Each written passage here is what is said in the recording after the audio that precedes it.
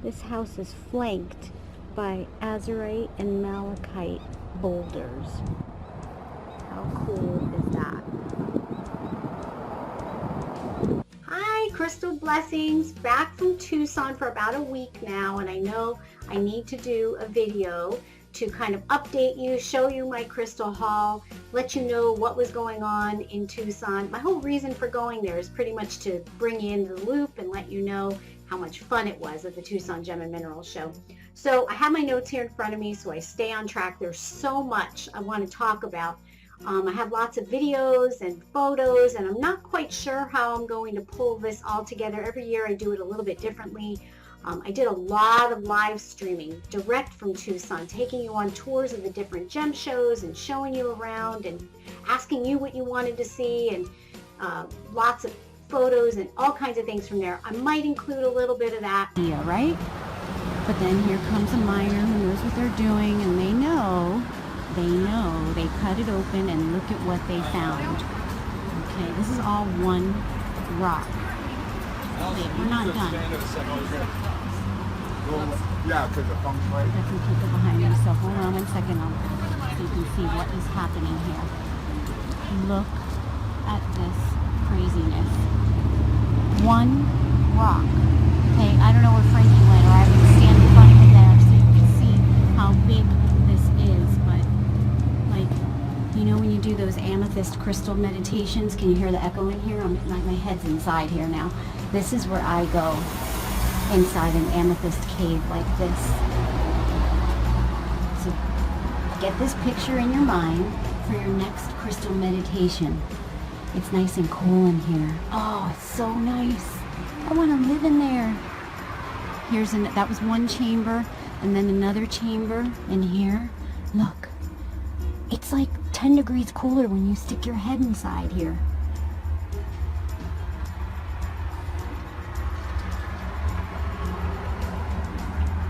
I know, Amanda, it's unbelievable. Here's another chamber. Let's go in here.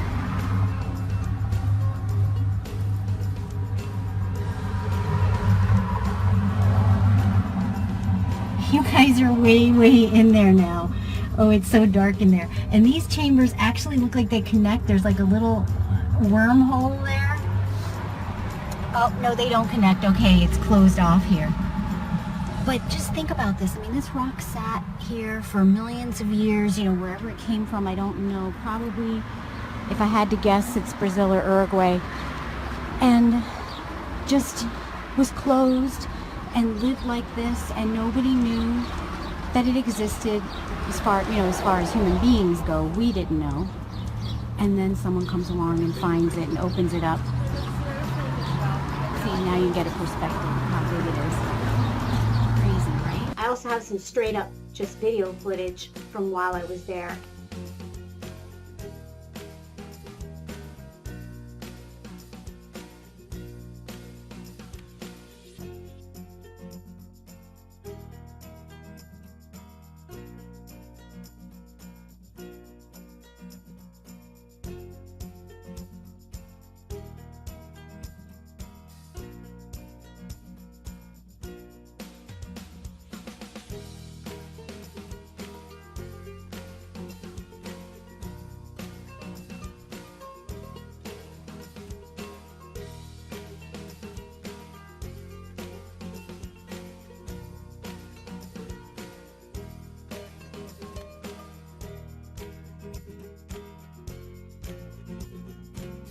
And then I want to do a little bit of a crystal haul here with some of the crystals. My sacred space is an absolute mess right now. It's like a tornado has ripped through here, and I've got stuff everywhere, and I still have one box that I haven't even unpacked. So I'm unpacking a little bit on live streams, a little bit on my own. I don't know. It's all going to come together one way or another. All right. So first of all, we had a meetup out there with Crystal Hottie community. I just let people know, hey, if you're going to be in Tucson, I'm going to be out there with the Sparkle team, those on my team who help out with the Hibiscus Moon Crystal Academy and who are so special to me, and they were really excited about meeting all of you. It was really exciting meeting people there at one of the hottest Tucson Gem and Mineral shows. And it was just an amazing time, just getting to meet people in person. I have like a little frog in my throat. Meeting the students in my course, meeting just people that I've been talking to. There's Topaz walking around online for years and years, and meeting my team. I mean, I've worked with some of them for a long time and have never met them in person. We all work virtually from all different places all over the planet. So it was fun to meet in person, and what a better place to meet together than Tucson, at the Tucson Gem and Mineral Show 2017, and did a couple fun little things together. We did a morning ceremony with I wish I wrote down the name of it, but it was a morning sunrise Native American ceremony, and we all brought our a special crystal that we had that we would like to bond with, you know, at the ceremony. It wasn't actually something part of the ceremony, but something I thought that would be nice for us to do as a team. At the Tucson Gem and Mineral Show proper, because when we speak of the Tucson Gem and Mineral Show, and I've said this in videos past, we're generally talking about just the big event that happens all over the city for that time of year. It happens for about a month. It starts in about mid-January, finishes up mid-February, and the last weekend of it, technically, I mean, it still straggles on a little bit, is the weekend of the Tucson Gem and Mineral Show proper. And what I mean by that is at the convention center, something that started 63 years ago is what started this whole event. And now the shows have spread all over the town, but the one at the convention center is the official Tucson Gem and Mineral Show, and that's where they do the best of show. They give out winning prizes to people who have certain collections, and they choose a theme each year. This year the theme was Minerals of the Midwest. And next year, I believe the theme is crystal systems. So it's all about the sacred geometry, my crystal hotties. And they showcase certain minerals, and they have lectures too, if you want to attend, like academic-like lectures. And one that was really on my radar that I wanted to attend, and I did get to attend, was a lecture all about fakes that are out there on the market, how to spot them, things to look for, what's okay, what's not okay, what's considered unethical, and that kind of stuff. I like to keep up on that. So let's get to my crystal haul. This is certainly not all of it. This is just a little snippet of some of it. I didn't want this video to last forever. And like I said, some of it you've already seen in other videos. I don't want to be too repetitive, but all of these except for one I just pulled out of a second box. I'll start with this one that I did show in a recent live stream. This is what I like to call velvety malachite. I should find out if there's a proper geological term for malachite when it appears like this, but it looks like velvet, doesn't it? Isn't that gorgeous? And malachite, you know, is all about heart chakra healing. It appears in lots of different formats. Sometimes it's botryoidal, like bubbly looking, or it can be polished up to look, oh, I have other pieces here, but I don't want to go digging right now. I want to stay on track. And that sound is Topaz rubbing on my waste paper basket. But I just love it when it looks velvety like this. And malachite is like a really strong emotional healer. It brings up things to the surface that we've buried down deep and need healing. So that's what malachite's good for. And it's just this gorgeous green color. I mean, look at that. I've already shown this one in a live stream, so you may have seen that one already.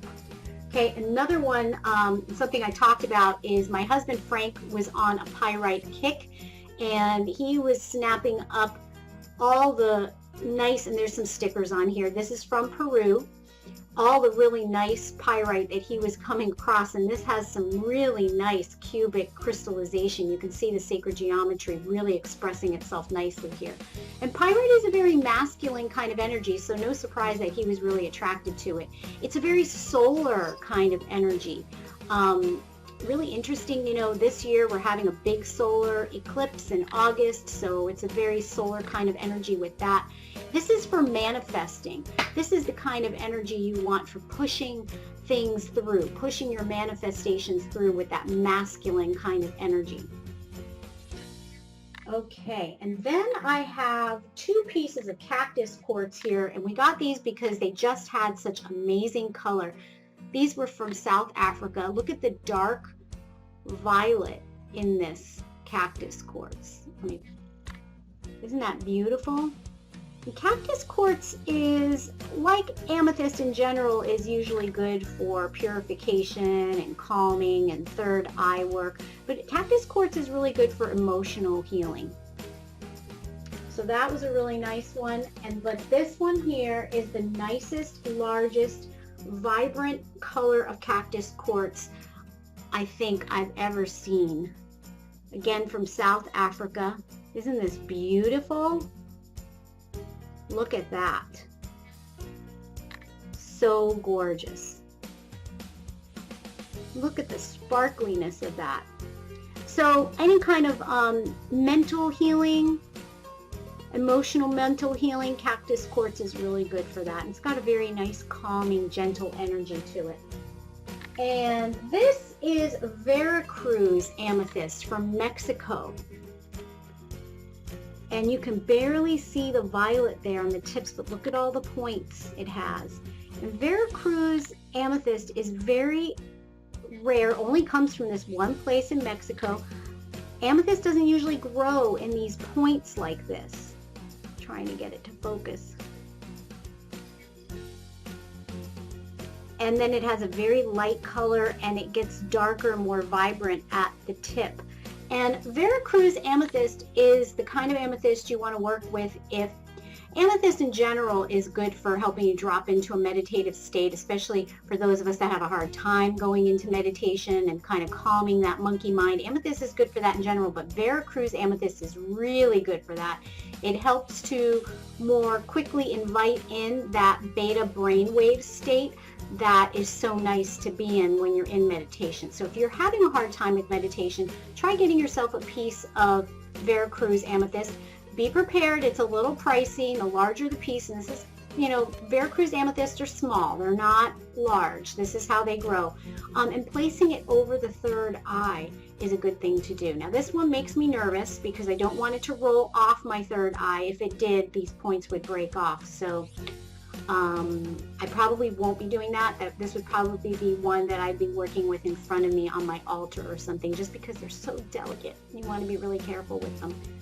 Okay, and then the piece de resistance, I saved this for the end. I mean, like I said, I got a lot more. There's a box I haven't even opened, but just so this video doesn't get too ridiculously long, I had this on my list for a while, a large almandine garnet, and you can't even appreciate the color, but I'm going to try dodecahedron. Now, this is natural, but it's polished to bring out